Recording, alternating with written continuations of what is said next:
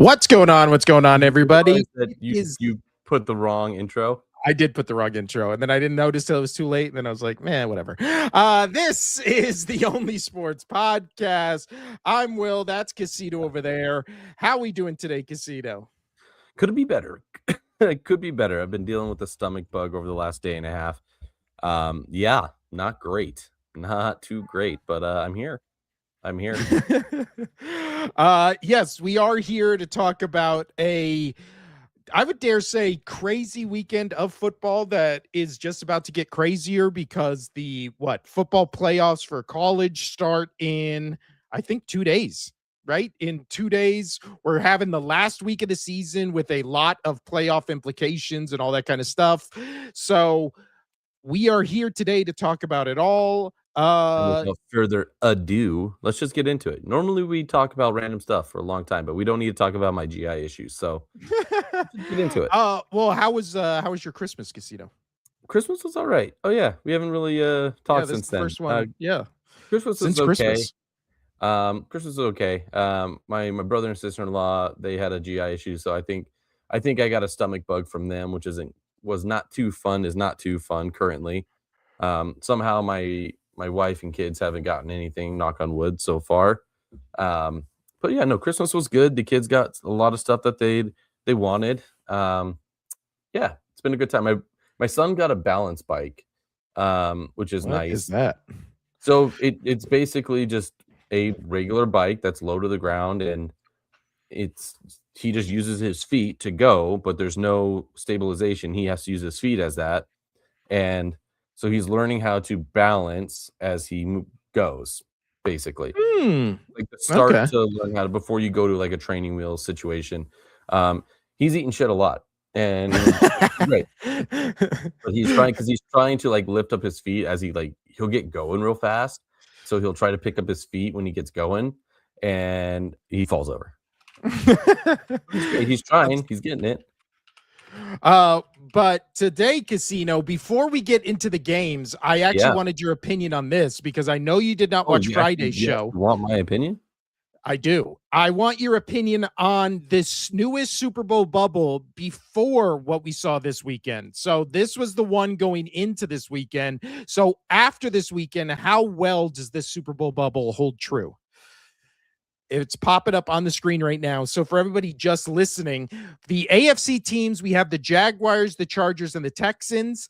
The NFC teams, you have the Bears, the Eagles, and the 49ers all on the outside. And then the ones in the actual bubble in the middle are Rams, Seahawks from the NFC, and then Patriots, Bills, Broncos from the AFC. So thoughts on this bubble after we've now seen what happened in week 17? Man, I don't know, man. Jags. Already lose. Oh, there we go. Go ahead. I think I'd put the Jags where the Broncos are and then call it.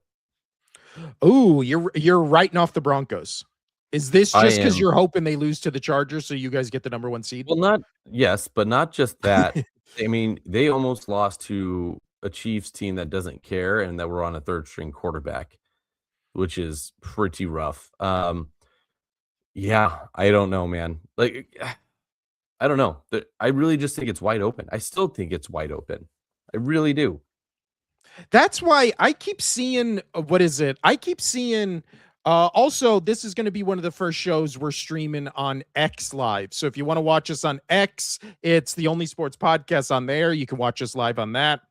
I switched it from, we used to be on Instagram, but the thing with Instagram is, which I didn't know, you immediately get cut off at an hour. No matter what, you can't go past an hour. So our shows were just ending prematurely because when we go over an hour, it automatically cuts off. So that's why you switch it from Instagram to X. So go to X, Rumble, or YouTube if you want to see us live. But yeah, so when it comes to this Super Bowl bubble, I literally messaged you this on, I think it was Saturday after those Saturday games. I think I'm willing to write off Texans, Chargers, and Ravens as legitimate like Super Bowl contenders. And also after what we saw on Sunday, I think I'm ready to write off the what is it? Steelers as well. Oh, and the Packers. Saturday was an elimination game for me for basically all those teams as legit Super Bowl contenders I'd because agree. I feel like, again, Jags, I think, should go in the Super Bowl bubble. I think Broncos have to stay there. And then in the NFC, if I'll tell you what, me and Sam, who we watched the Super Bowl with her together.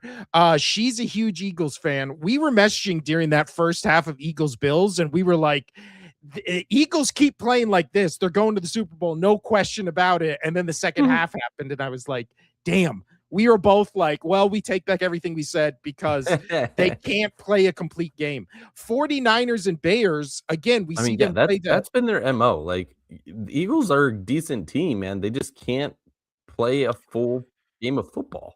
No, if they played every game like the first half of this Bills game and then the second half of that Rams game earlier in the season, they'd be the best team in the league without question. The issue is they play a lot of games like the Bills game first half and then Bills game second half, which is, I think I've figured out what it is. The coaching staff gets so conservative that instead of trying to add more points, they're just trying to run out the clock and like preserve the lead, which again, I think the classic saying is prevent defense only prevents you from winning, right? Like it never actually stops anybody. And we see that in every football game ever where the defense just goes conservative and then is just in zone coverages, 10 yards off the ball, 20 yards off the ball. And then you just dink and dunk your way down the field for a touchdown. That feels like what the Eagles are in second half of games this year, which is just, oh, we have the lead. Let's just preserve it. Let's not do anything. We'll do 3 runs. We'll do a deep shot that if it isn't there, just throw it away. And that's why I can't put them as in the Super Bowl bubble, even though I want to.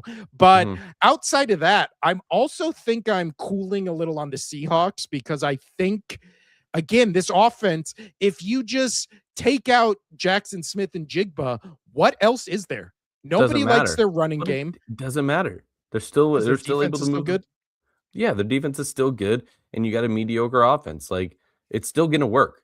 It's still gonna work. Sam Darnold just needs to not turn over the football. As long as he doesn't turn over the football more than 4 times or more than 3 times, you're good, right? So yeah, I'm still gonna put the Seahawks in there. I mean, they played really good against the team that we're expecting to win the Super Bowl, which is the Rams. So, you gotta keep him in there. I gotta keep him in there. Well, I also think you look at every one of these like contenders in the entire NFL. I think everyone has like a glaring weakness except for maybe the Jaguars. Like Jaguars offense is as good as the Jaguars defense. Rams, I feel like would be the other team where I don't know what their weakness is. Everybody else, I feel like you can make a case that they have a weakness. Like Broncos, do you really trust Bo Nix in that offense in the playoffs? Patriots, you've said it yourself. They're pretty banged up. Bills, it's Bills. What is it? Unless Josh Allen plays Superman, they lose games where you score 14 points. And then what is it? I don't trust Sam Darnold at all with the Seahawks. Chargers are kind of with the Patriots where they're really banged up. Texans, you don't trust that offense at all. Bears and 49ers, you don't trust their defenses at all. Eagles, you don't trust them to play a full game. Like, I really feel like this is why we're going to have the best playoffs we've had in as long as I can remember. Every game can be an upset. I'm really excited. This year has been just fun. It's sad that a lot of it has to do to injury or, XYZ, but it's fun and you're getting new faces. Like, there's going to be a new team out of the AFC going to the Super Bowl, which is going to be great. And if the Rams make it, the Rams make it, but there's potential that they don't.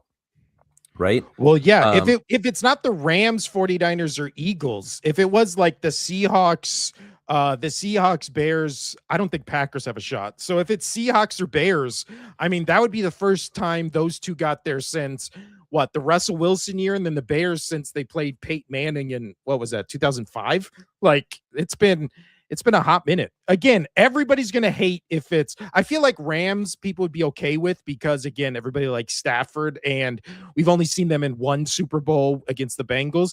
I feel like if it's Eagles 49ers after the year we've had, people are going to be kind of rightfully pissed, like rightfully pissed, because I think people just are craving new. Like, that's why I don't think people will, I can tell by the comments of our videos, people are actively rooting against your Patriots because nobody That's wants to see fine. the Patriots in a Super Bowl again. Well, here's the thing. I honestly think if the trajectories keep going, and this is not me being a homer or biased fan, with what Vrabel has done with this team, with the people buying in, with what Drake May is, you get him a few weapons, they add some more pieces, you get a pass rusher on defense, something like that. They have a lot. Apparently, Crosby, Patriots are one of the teams that could get him if he does leave. I don't know if the Patriots are going to spend the money on that, but I do think the Patriots have a legitimate shot, as much as the Ravens, the Bills, like these other teams who haven't gotten to the Super Bowl, but they have a potential to get to a Super Bowl in the next 5 years if they put the right pieces around Drake May and Vrabel stays there and coaches the way he's coaching. Like Yeah.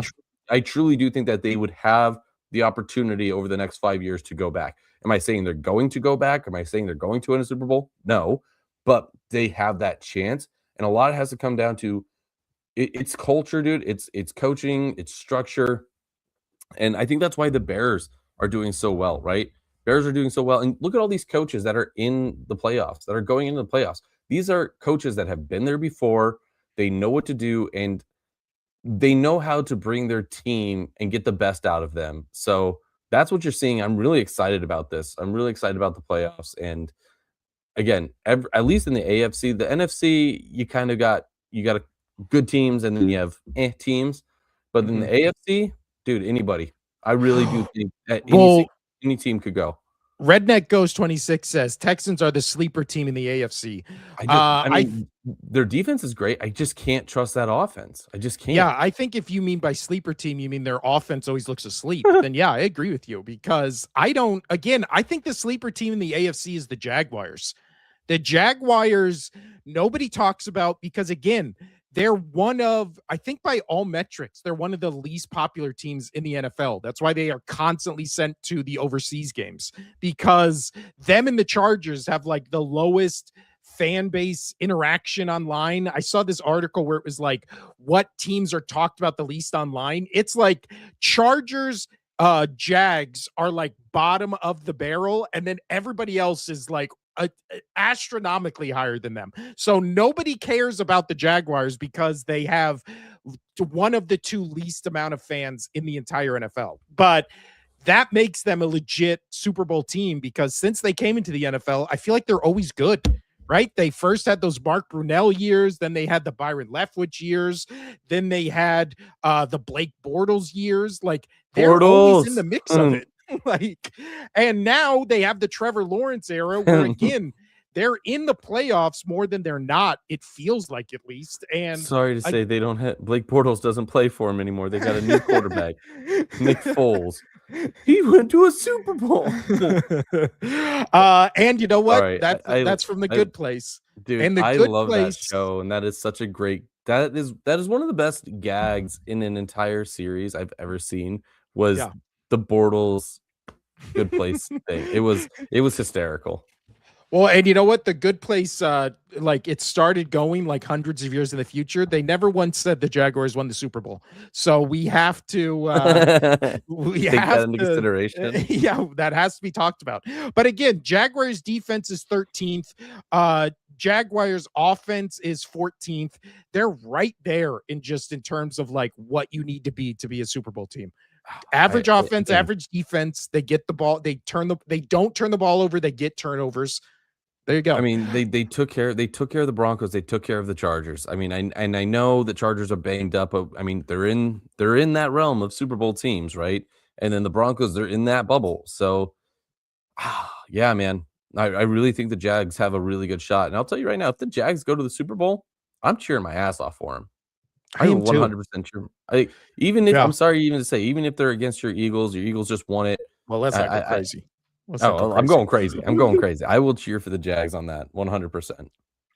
Actually, let's segue over to that Eagles game, Casino, Get into them. because the two biggest games of Sunday were Oh, probably I Eagles so Bills. do you want to talk about some Saturday? I know we didn't really get to. Yeah, let's do the Sunday night games, the Sunday afternoon, Sunday night, and then we'll go back to Saturday because those were the what is it like marquee matchups. So one of the marquee matchups was Eagles Bills. Eagles win 13-12 in Buffalo. The weather, I will say, I was messaging with Justin, who's the Bills fan.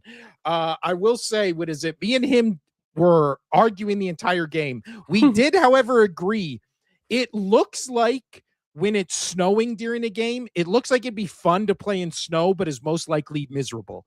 When Oh yeah. it is raining and cold, not only would that be miserable to play in, it looks miserable to play in. Like there's nothing fun when the game is just like a monsoon and you see all the players, they just look like they'd rather be anywhere else.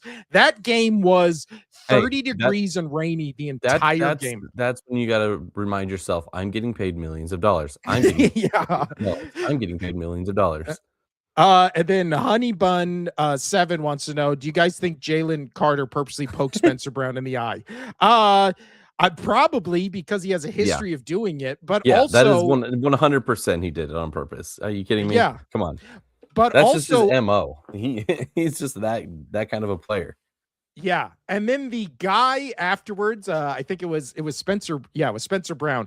Afterwards, he came out in the press conference, was just like, yeah, he poked me in the eye and he did it on purpose. And it was just like, okay, a grown man being like, another grown man poked me in the eye and he hurt me. I don't know, just comes off as soft. That comes off as soft to me. It just like I just read that and I was just Captain Insano shows no mercy. It was me in the eye. I think I had it on here, but it's just like, yeah, you're a football player on a football field. It wasn't called a penalty. Like, I don't know, just suck it up and just keep playing. And again, I would say body parts are flying around like crazy. Just get over it. Well, it also, if you see the play in slow motion, it does look like, again, if it wasn't Jalen Carter, you would then say, oh, it was probably an accident. Because it was Jalen Carter, you go, it wasn't an accident. But when you see the play, it's not like he like did the Three Stooges like eye poke. It just looks like he's just going for a normal play. But again, I won't defend him because I won't defend him because, again, he has a history of doing this. So it's not, what is it? Oh, okay. So here is the, I got to turn the sound off on this before we play it. So here is the play itself. Whoop. If we could take a look at this. And we're just now keep making our own sounds. Here we go. Oh, yeah. So again, it does look like he's going for the head, but it doesn't look like he's going specifically for the eye. It kind of looks like his hand gets caught on the helmet when he's trying to push the helmet out of the way. Yeah. So, but again, if you want to make the case that he did it on purpose, why would I defend him? He's done this shit on purpose all the time. So again, I don't care that much. It was an inconsequential play, really, but yeah, that should 100% be a penalty. Why? Again, you can't hit the head. Like, that's a whole thing. If that was a quarterback, he'd be suspended for a game. It's what is it? Yeah, they got weak. Honey Bun 7 said it was hella sus. I know who Honey Bun is, and she's the most sus person I know. So this is on brand for her. He was going straight for it. Again, she's sus. Redneck Ghost 26 says the problem playing elite defenses like Broncos, Texans, Seahawks is trying to outscore them when they usually need 20 points to win. I will say we are going to have a nice mix in this playoffs of really great offenses and really great defenses. Again, we've talked about it. Maybe the Jaguars are the most balanced, but everybody else I feel like is wildly skewed one way or the other. I mean, the Rams, I would say the Rams are pretty good. I mean, the Rams defense is 16th in the league. Their offense is second. So yeah, their defense, but it's not like you can't move the ball in the Rams. We've seen in 2 Seahawks games now where Sam Darnold's moving the ball up and down. And again, Jared Verse, who we were, going gaga over last year, just kind of has disappeared this year. has not had at all the impact we thought he would. But now let's go back to Bills Eagles Casino. Did walking out of this game, do you feel better or worse about either of these teams? Bills or Eagles? Because honestly, I do not. I kind of have the same question marks for both. Yeah, same question marks for both, 100%. I mean, because Josh Allen still played a pretty decent game, and yeah, he should have had that one, but like the rest of that team, man, this is your year. This is your year to go to the Super Bowl and win it. I mean, at least go, right? And I don't think that I'm struggling to see any team out of the AFC winning. I do truly think that the winner is going to be out of the NFC this year. But yeah, it's so hard to defend either one of these teams. Like the Eagles, they can't figure it out to play a whole game, as we've talked about. And then the Bills, they just, unless Josh Allen's playing hero ball almost every single play, it doesn't matter. Yeah. I mean, well, the thing that is not talked about enough in this game is we will get to Jalen Hurts' second half. Josh Allen's first half, after a bomb that was like 50, 60 yards, he only had 20 more yards, I think, or no, he had 70 yards the first half, like 50 of that came on a bomb. The entire first half of the game, he threw for 20 yards. And James Cook couldn't get going. He rushed 20 attempts, 74 yards. I mean, you got to take the weather into consideration for some of that, right? I also think this is why you can't really hold this game up to, normal standards, because again, it was a monsoon. It rained the entire game. It was 30 degrees. It was in Buffalo.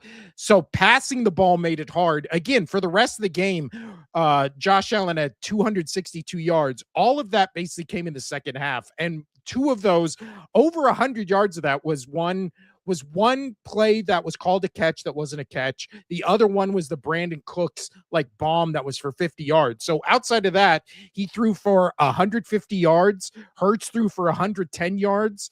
They couldn't really move the ball on the ground. Whenever people were hitting the ground, it looked like a slip and slide where they would slide across the ground. A bunch of water would come up. So again, I think the outlier, and also Redneck Ghost says Eagles need an OC change. See, that's the thing. They do need an OC change, and I was thinking they made one because the past month they've looked completely different. And in this game, there was play motion, there was play action, there was RPOs, there was motion, there was playmakers in space, all a bunch of things. All a bunch of things. What's going on? Somebody said, man who needs cookies says, I want a white hat guy to use me as a human toilet. So, I think that's the guy from Bam. Is that Bam Margera's uncle? Oh, yeah, that's Don Vito, yeah. What? Okay. Casino's into it. That's always been one of his things. But that's all right. That's weird. If that's somebody if that's somebody that I know that is just throwing that out there, gross. That's no. And trust me, you do not want what's coming out of my ass right now. I'll tell you that right now. Oh, good stuff. It's not good. I'm doing nothing but just slamming back Pepto-Bismol. So like it's not good. It's not good. And Honey Buddy says, yo, WTF. Yeah, I think that's everybody's Welcome reaction. to the internet.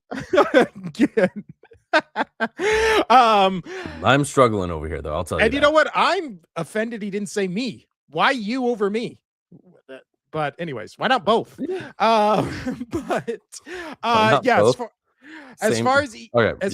Moving on.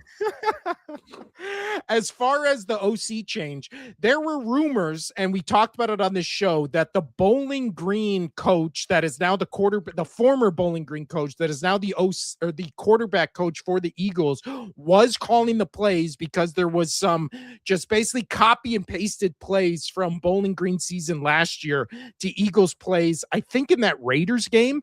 So the first half of this game, I was like, oh, this looks like a completely new offense. Like maybe they did make an OC change and they just didn't announce it or make it official. Maybe they're working as a tandem, who knows?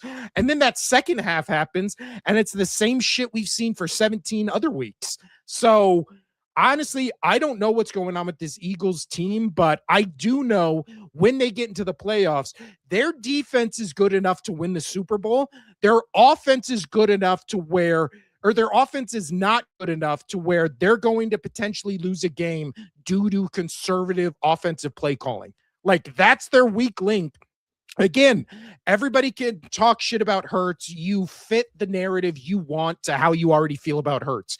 All I know is in the 2 seasons, in the 3 seasons, in the 4 seasons previous, when Hurts has had a great offensive coordinator, he's went to the Super Bowl in 2 of them. He's went to, he's won playoff games. He's the only guy in the league who has a different offensive coordinator every year. So when you plug and play a good offensive coordinator to him, the ceiling is a Super Bowl MVP, which again, I'll take all day, because the other great quarterback in this game, Josh Allen, the Eagles have been to more Super Bowls than Josh Allen has beaten this Eagles team. They've been to more Super Bowls than Josh Allen has ever even beaten Mahomes in the playoffs. So again, you can say it's whatever you want, but that's the reality of the situation. And as far as the Bills on the other side, the same thing has to happen, where when Josh Allen in this game was not Superman, they were down 13-0. If the defensive pass interference gets called on AJ Brown, which it should have been because the guy was just holding his arm down the entire time, the Eagles are at the 1 yard line, 13-0, going into halftime, where they are going to get 4 chances to be up 20-0 on the Bills in Buffalo.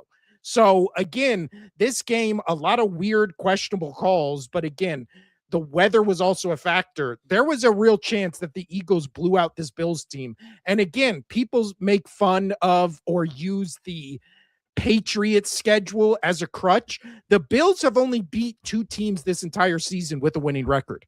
Every other game every other team they've lost to. Yeah. Well, the Patriots have only beaten 1 team with a winning record, which is the Bills. The Bills have only beaten 2 teams with a winning record, which I think is when we beat the Bucs, they had a winning record. Yeah. I think are going to finish the season as a winning record is the thing. I think it's the Bills beat the Patriots, and then who was the other team they beat? It wasn't the Ravens now, because they're going to finish with a potentially losing record. It was, who was it? I'm pulling it up right now. Oh, I think it's the Panthers, right? Yeah, it'd be the Panthers.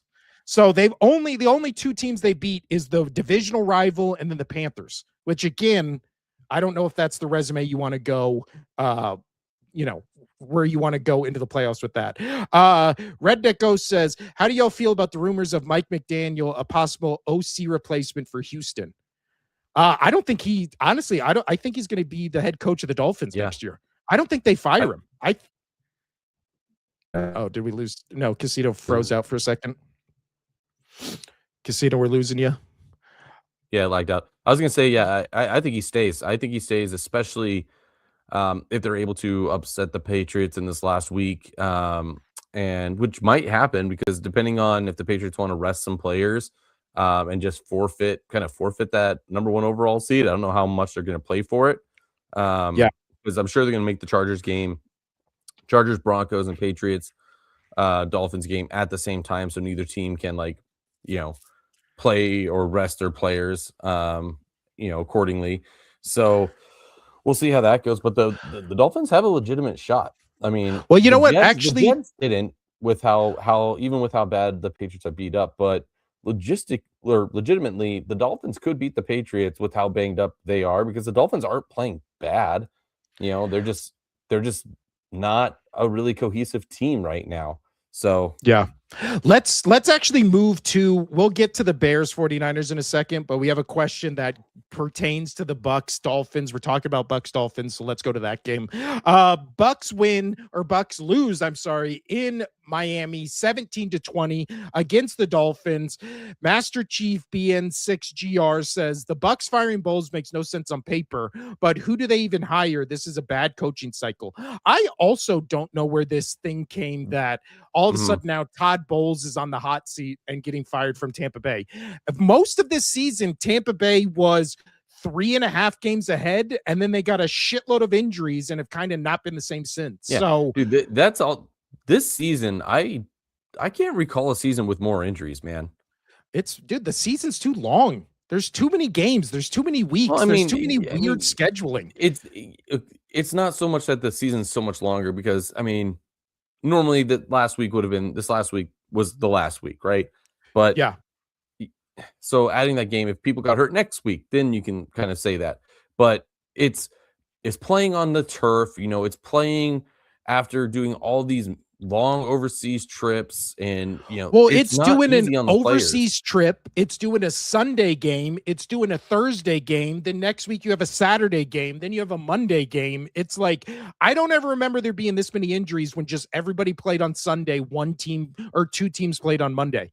Like, maybe we need to look into this where it's like, hey, these guys constantly are talking about how their body doesn't drive money, man.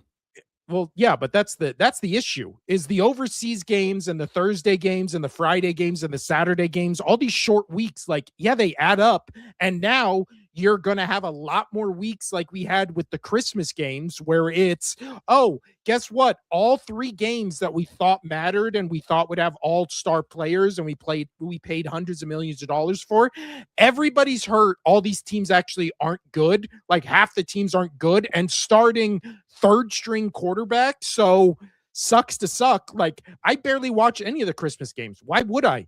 The NBA games were infinitely better, and all the Saturday game or all the Christmas games didn't mean anything. No, they were because horrible. Again, all of them were injured. Every starting quarterback, every backup quarterback was injured. Yeah. So but hey, guess what? The Vikings still got it done. yeah, and I mean that was 9, or no, it wasn't even 9. No, it was 9 was hurt. It was Brosner, yeah. whatever his name was. James Young says there were horrible officiating calls all around the NFL yesterday. A lot of BS calls and a lot of face masks and call it. I mean, that's every week. If you watch that Bills Eagles game, awful, just awful. I'm so over beating that dead horse. It's again.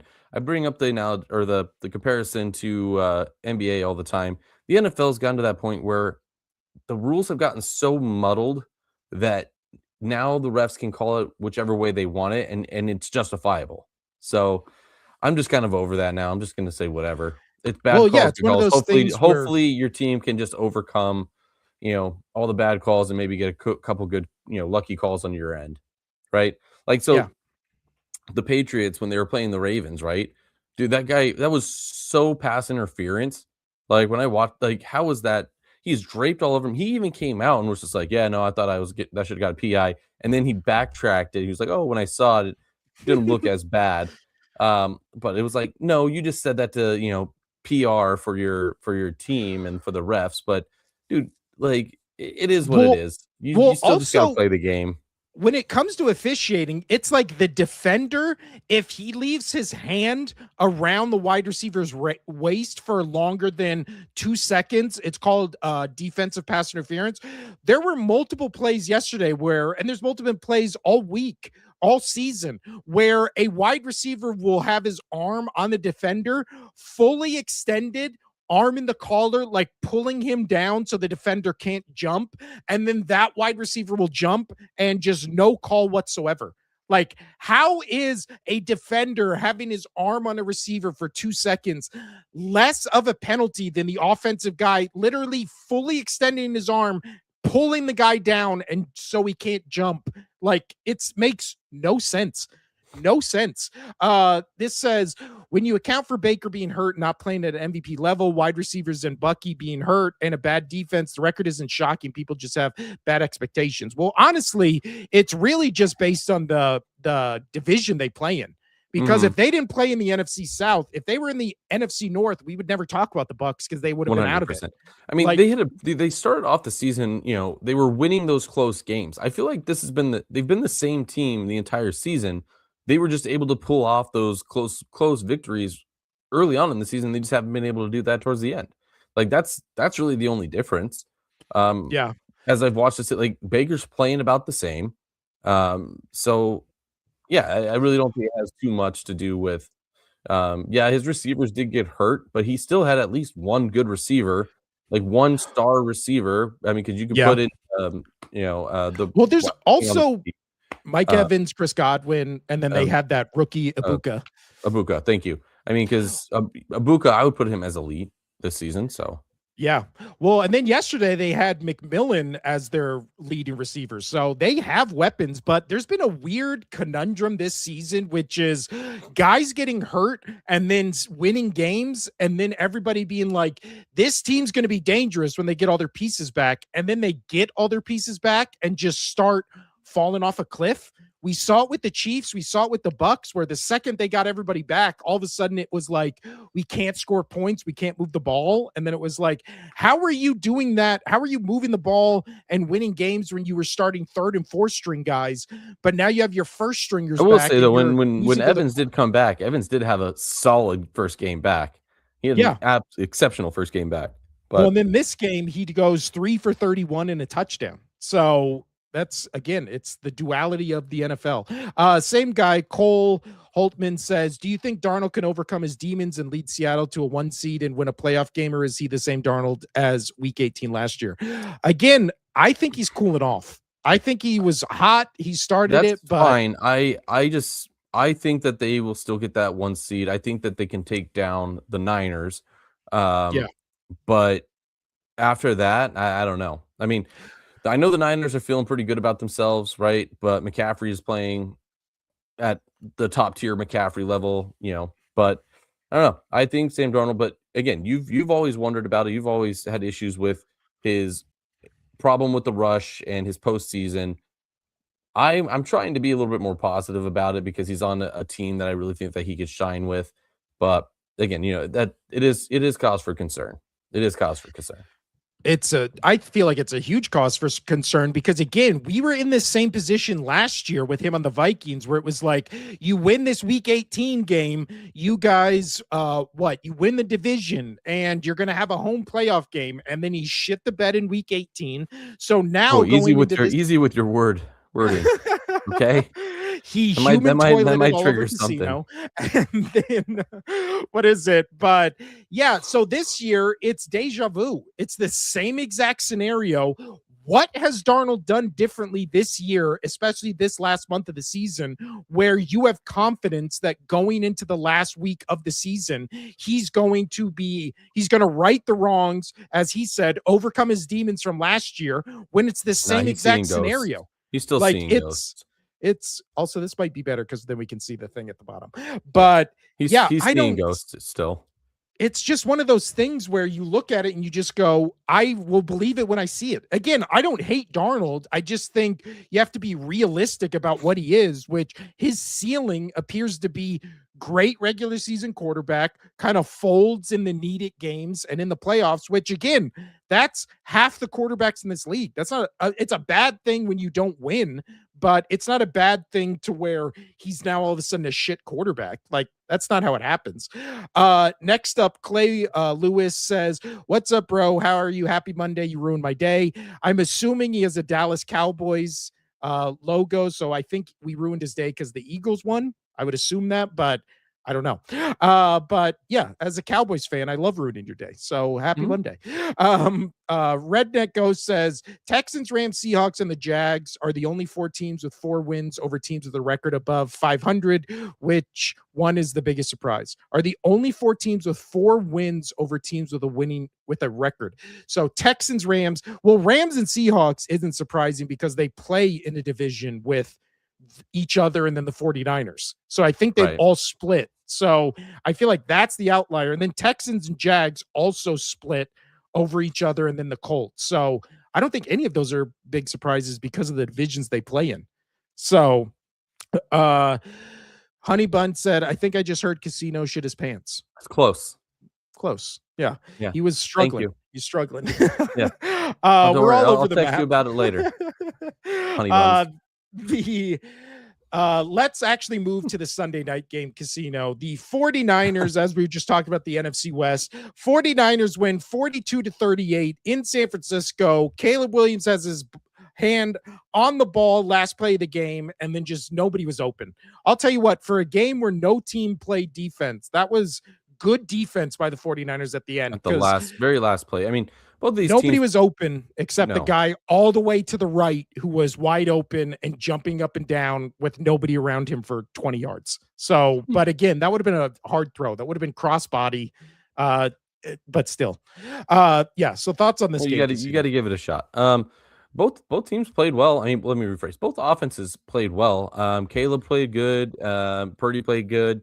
So I don't think this was too much of an issue. I'm worried for both of these defenses going into the Mhm. playoffs, right? But I think Ben Johnson kind of ruined that game. His clock management towards the end, he has to figure that out. I think that's just also being a new head coach and really understanding clock management, because that's a key as a head coach. You have to learn and you have to understand how to do it, right? Yeah. Um, so I mean, the Niners, it's in their hands. First, for the number one seed, it comes down to the Niners or the Seahawks. Good on them. And you know what? The Bears, they're not out of the woods. If they want to keep that number 2 seed, they do have to beat the Lions next week. And you're sitting there as an Eagles fan, hoping the Lions can figure it out, hoping they can play spoiler. Yeah. Again, all Eagles fans this week are Lions fans. Again, Lions fans, we believe in you. Well, I The was an Eagles NFC fan North this week. Alliance. Well, the NFC North Alliance has come to a shocking end where now we're rooting for the Lions instead of rooting for the Bears. So, Yeah. That this was league I is mean, fickle. it's so funny that you said it, because my buddy, my Chicago Bears buddy, he was talking about that. He was just like, yeah, the Bears and the Eagles have just been lock and step as like best friends like the whole way through this whole season. I know. And now we It's been pretty great. sadly have to turn on each other. Redneck That's Ghost okay. said, where was the defense in Niners versus Bills? Well, as we talked about with the Super Bowl bubble, I feel like that's the issue with both these teams Yeah. is, It's tough to say again, until either one will go. both of these teams are great offensively. Obviously, you have one side, you have Ben Johnson. The other side, you have Yeah, Christian Shanahan. McCaffrey. You have Christian McCaffrey, all that kind of Don't stuff. even say Shanahan, just Christian McCaffrey. But as far as their defensive rankings go, it's total defense for the 49ers is 20th in the league. Bears is 25th. So again, and those numbers are going to probably drop after this week because they gave up so much offensively. But that is every team going into the playoffs has a major flaw. For the Bears and Niners, it is more so for the Bears specifically, is their defense is not good. Again, their defense is based completely on opportunity. Turnover differential, yeah. Yeah. So, and again, they're a good team. And I feel like that is a thing that can be coached, where you can coach your players how to get turnovers, and they do it spectacularly. Yesterday, they had that pick 6 to start the game. But again, I just think the Caleb Williams missing wide open guys, again, in this game, he had a 60% completion percentage, but even Collinsworth, who is, the biggest quarterback gooner in the world, just anytime a quarterback does anything, he loses his mind. Even him in this game multiple times was like, I don't know how Caleb Williams misses that throw. Like, you say that 5 to 10 times every game you watch with Caleb Williams. You're like, how the hell did he miss that throw? And then he makes throws like he did against the Packers. And you're like, this is why the guy was the number 1 pick. So no, I don't trust the Bears at all in the playoffs. I'm rooting for them because I would much rather see them in the Super Bowl than the Niners again. But Yeah. With the Niners, we've seen them in this position before. You give them the number 1 pick and they have home field advantage throughout the playoffs. How are you picking against the 49ers? That they have one of the best home field advantages in the league. They've seen the Rams and Seahawks all season because they're in their division. So they're not scared of them. They just beat the Bears already.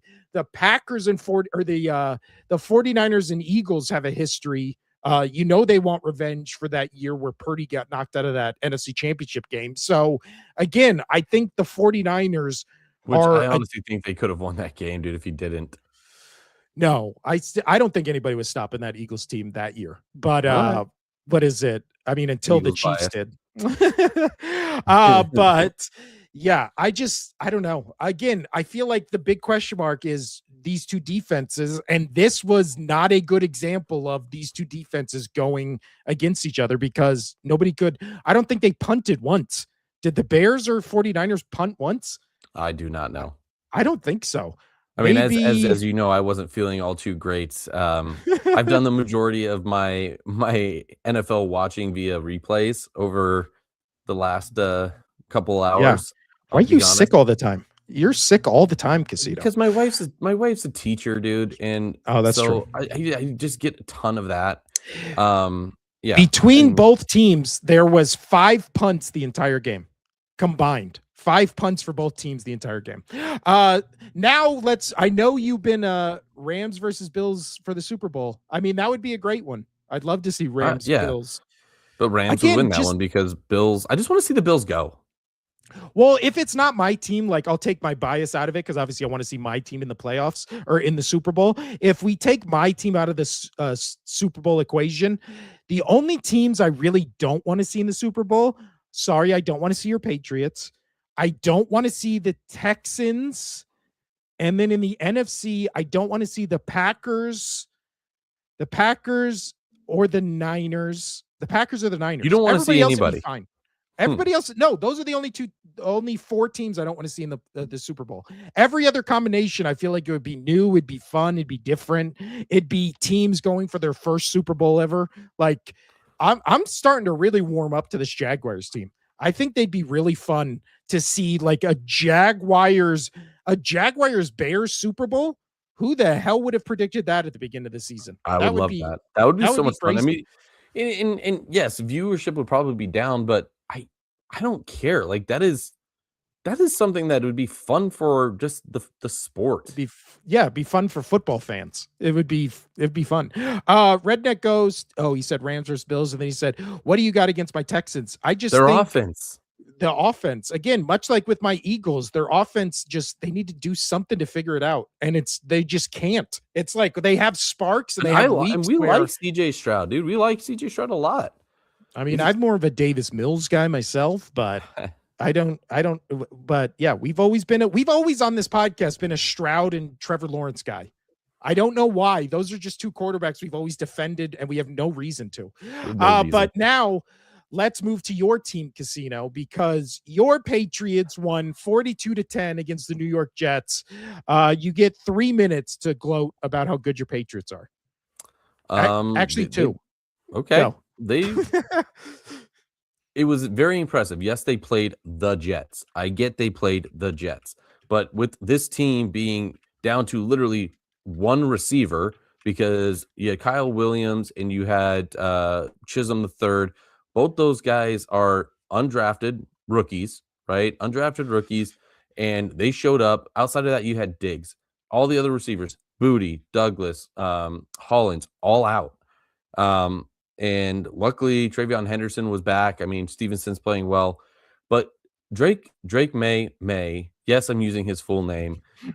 He went 29 for 31, and one of those that didn't make the completion was a PI. So that you got to take that out of the equation. He played amazing. 5 touchdowns. It's the career high. He's the only quarterback in history to have over a 90% completion rating, 5 touchdowns. There was another stat in there. He played great. And yes, I know it was against the Jets. However, the Patriots are missing so many players on defense, offense, and they still went out there and put up 42 points and made it look easy. They made it look extremely easy playing with, especially on offense, they had 3rd stringers. They had pretty much their C team on offense, from the line to the receivers to they were playing with C talented players, right? Yes. I know that they still have their tight ends and whatnot. That's good for them. And then they had their 2 running backs. But Henderson, I didn't expect him to play as good as he did, especially coming off of a concussion. I'm surprised he cleared protocol. He looked fine. I was worried about that. Hope they didn't pull a Tua situation, put him out there too early. But I was impressed with what this team did with the lack of players they had. Just more and more players just showed up on the injury list, and we're like, oh, they're not starting. The amount of starters that were not in this game was a lot. So I'm impressed. I know you're like, oh, they played the Jets, but I was impressed. I was. Redneck Ghost says Patriots will be a Super Bowl contender next season. I don't think they are ready this Yeah, season. I mean, don't they're think one win away I from don't being the number one seed. so So they might not I have to be don't ready. yeah, I don't know. I truly don't know if they'll make the Super Bowl next year, but I am putting them with Vrabel, I'm sure we'll get more pieces with a lot of teams kind of like getting rid of some players, right? And wanting to go elsewhere to a team that is actually going to compete with what Drake May is doing, being an MVP caliber quarterback this year and looking good, and getting the right coach in there, getting McDaniels in there, back in there as an offensive coordinator. What this team can do moving forward is sky's the limit. But I think where they'll be and is going to be where the Ravens have been, where the Bills have been, is they have the potential to go to a Super Bowl and to win a Super Bowl, but they still need to execute and get it done. So I do think over the next 5 years, as long as they keep this core with Drake May, McDaniels, Vrabel, um, those three guys, if they can keep those guys and they keep some of these rookies they brought in, and whenever they get their payday, hopefully they take team friendly deals, that this team can be that team for the next 5 years that is right there on the edge to get to a Super Bowl, to win a Super Bowl. But do I think they're there now? No. Do I think they'll be there in the next 3 years? They have the potential to be. I'm not going to say they're going. Yeah. They have the potential to be, as long as this trajectory keeps going, which I do think I think it will. You just needed the right coach, you needed the right quarterback, and I think we have both. Well, after this game against the Jets, Drake May on the season, 72% completion percentage, 4,200 yards, 30 touchdowns, 8 interception, 112 quarterback ranking, and he is second in the league right now in MVP voting behind Stafford, who has, I think, 40 touchdowns and 5 interceptions. So again, and that's what only people care about. They don't care about any other stat. They care about touchdown to interception ratio. Yeah, and yards. So I think Stafford, again, he plays tonight. So if Stafford has a rough game on Monday night in front of everybody, I think you're going to be hearing a lot of the Drake May for MVP buzz than you're already hearing, because I'm starting to hear it now. But if Stafford comes out tonight and goes 4 touchdowns, 0 interceptions, I think it's case closed. But yeah, definitely. Redneck Ghost says, I personally want to see the Patriots the first place schedule before I can put my chips on them. That will be interesting to see what they look like next year. If they're because they're going to get a harder schedule next year. But again, they're going to be better next year. No, I agree. All these rookie players that they brought on that are really Jared Wilson, Campbell, Gonzalez, who's now healthy. Like, these players are getting more reps that, you don't know. And then especially with all these younger talents, with receivers coming in, and if they can Drake May can make them better, kind of like what Brady did. Like, I don't know, man. This team could be really good. The next comment is by Honey Bun, who, again, I know in real life, and she's so jealous that somebody said on this podcast, a random stranger said that I look like Henry Cavill, who's her number one celebrity crush. So now she's trying to muddy the water and say guy in the white hat kind of looks like Henry Cavill. No, he doesn't. I wish he did. No, this podcast would be so much more famous. I mean, Chris Farley at best. But like sexy Chris Farley, like from that sexy Chris Farley that has bowel issues. From that Chippendale sketch. You look like Chris Farley from that Chippendale sketch, Casino. But I'm gonna make a gif out of that. I just found out how to make gifs. I'm gonna make a gif out of that. Let's see. Now that we've talked about pretty much all the Sunday games that I wanted to talk about, maybe we could talk about just briefly touch on Steelers Browns and then Seattle Carolina. I think the craziest thing about Pittsburgh Cleveland was that whole game, the whole offensive plan was just schemed around making sure Myles Garrett didn't break the sack record. That was so they sacrificed the game basically to make sure Myles Garrett didn't get the sack record against Rodgers, which again, chalk another one up to the Rodgers ego, blame that everybody puts on him, but that was weird. I watched most of that game. It was a really weird game plan. And then as far as Seahawks Panthers, that game was tied, I think 6-6 or 3-3 going into halftime. And then I was like, uh-oh, here it comes, upset. And then all of a sudden the Seahawks just completely annihilated them in the second half. So thoughts on those two games, Casino, and then we can move on to the Saturday games. I mean, the Seahawks-Panthers game was just weird, right? It was weird. It's just weird. I mean, neither team played well. Bryce Young, they put up question marks for both these teams going on into the playoffs, right? Especially the Panthers, because I don't know who I'm going to pick next week, the Bucs or the Panthers. I don't know who I'd rather see in the playoffs. I really don't. I mean, I want the Panthers because I like what the Panthers have done. Nobody expected them to be. I mean, wait, let me rephrase. You did. Nobody expected this team to have a fighting chance. But both these teams don't look good. I don't really care for either one of these teams going into the playoffs.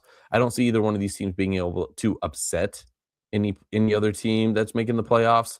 I know the Panthers just did that to the Rams, but I don't expect them to do it in prime time in the playoffs, like especially 3 times in a row. Like, no way, because they're going to play only teams better than them the rest of the playoffs. So it's and then thoughts on Brown Steelers. Surprised.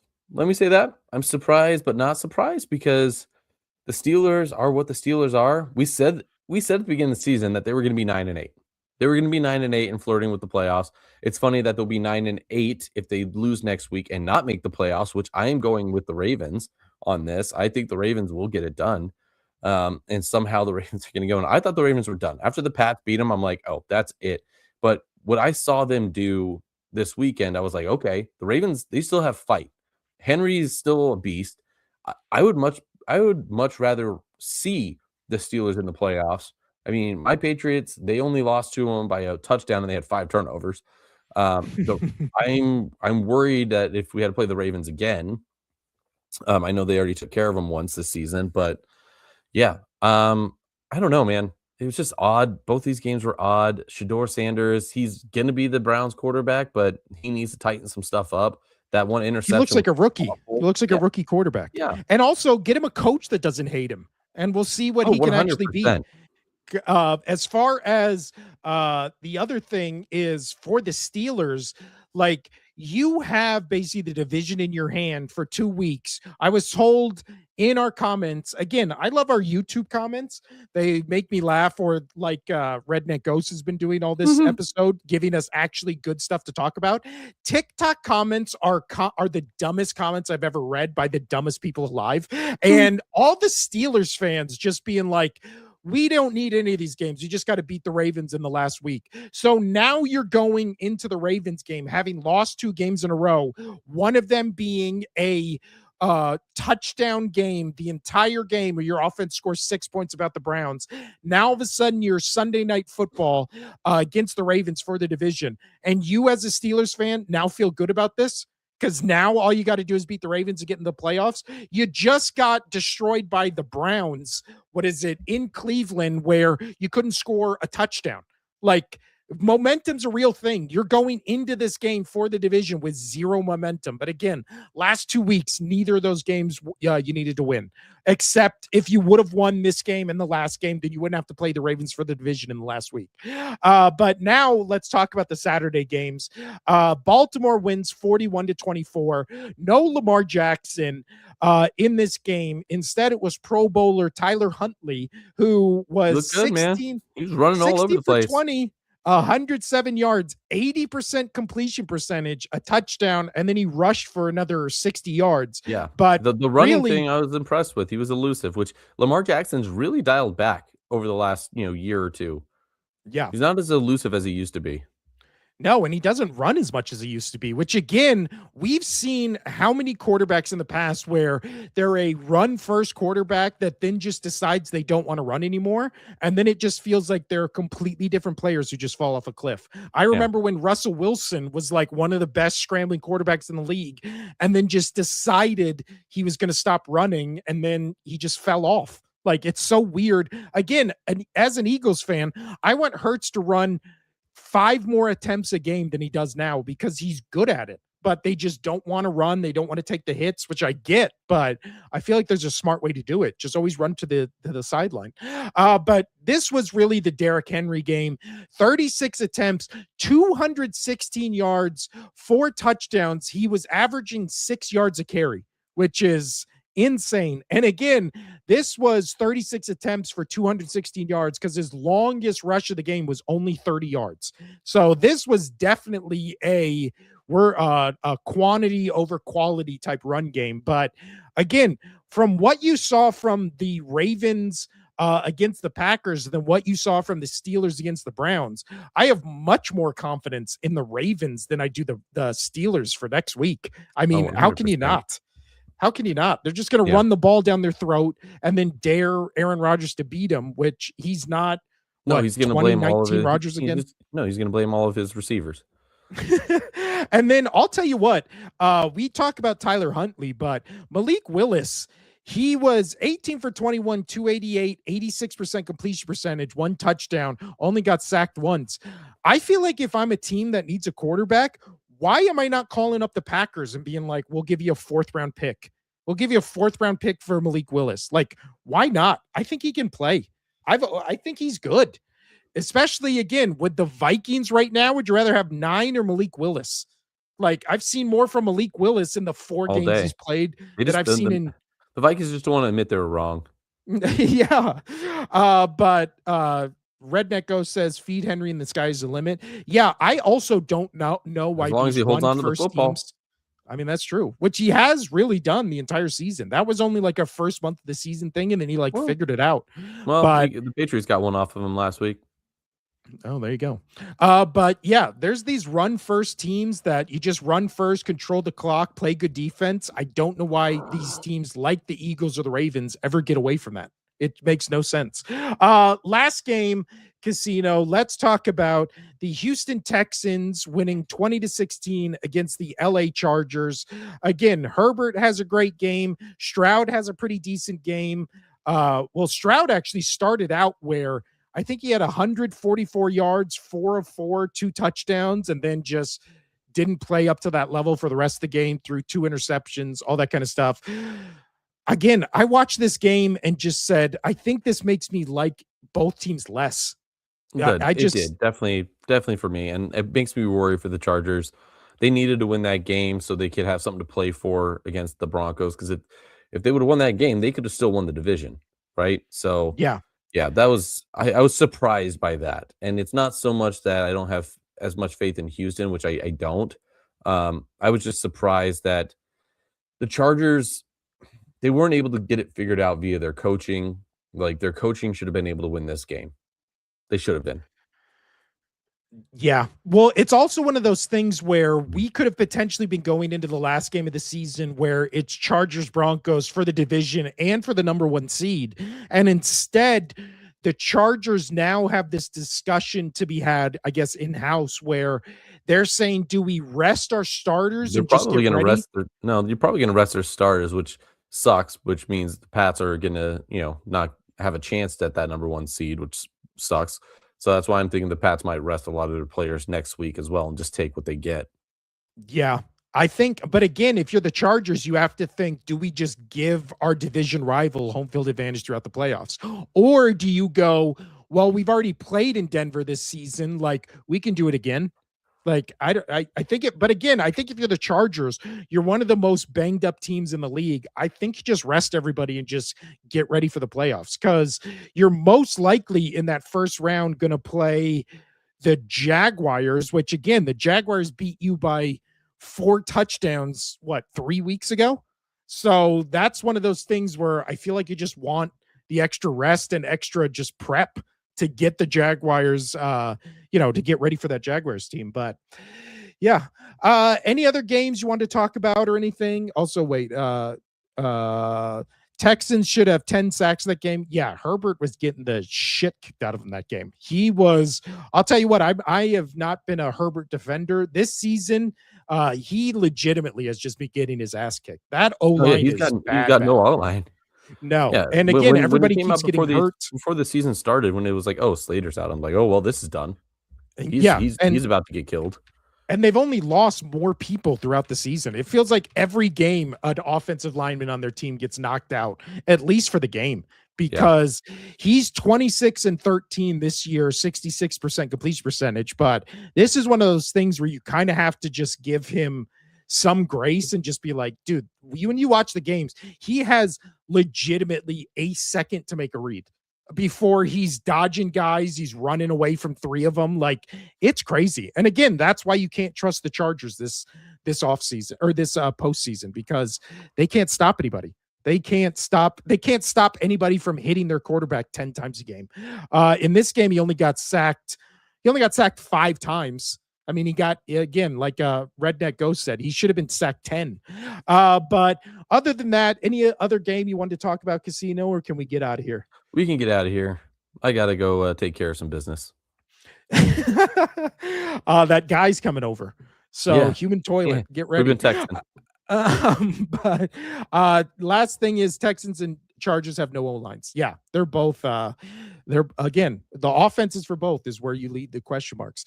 This has been the Only Sports Podcast. Thank you to everybody who stopped by. Thank you to everybody who commented, all that kind of stuff. TikToks and shorts are going back up. They should be up probably within the next hour. So go check those out. Follow us on YouTube. Go follow us on X, Rumble, all that kind of stuff. We'll be back here on Wednesday at the same time, 1 p.m. East or West Coast time. I'm sorry, I almost said East Coast time. 1 p.m. West Coast time to talk about the predictions and such for the last week of the season. Monday night, we have the same games. I haven't looked at the picks. I'll let everybody know who won on Wednesday, but I'm Will. That's Casino over there. This has been the Only Sports Podcast. Adios.